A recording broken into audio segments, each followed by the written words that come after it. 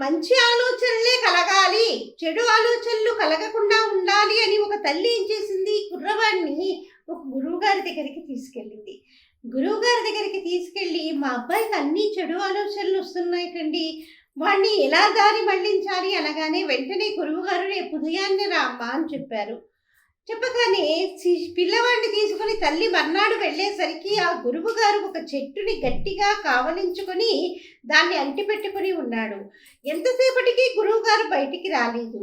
విసుగొచ్చినటువంటి కుర్రవాడు, గురువుగారు ఎంతసేపటి నుంచి మీకోసం ఎదురు చూస్తున్నాను, చెట్టునలా కౌగిలించుకొని బయటికి రారేంటి అని గట్టిగా అడిగేసరికి చెట్టు నన్ను వదలట్లేదు అన్నాడు. వెంటనే గురువుగారితో, అబ్బాయి చెట్టు వదలట్లేదు అంటారేంటి, పట్టుకుంది మీరే కదా అంటే, వెంటనే గురువుగారు, ఆలోచనలు కూడా నువ్వే కదా పట్టుకున్నావు, ఆలోచనలు నిన్ను పట్టుకోలేదు, కాబట్టి వదిలించుకోవటం అన్నది నీ చేతిలోనే ఉంది అని గురువుగారు సమాధానం ఇచ్చారు.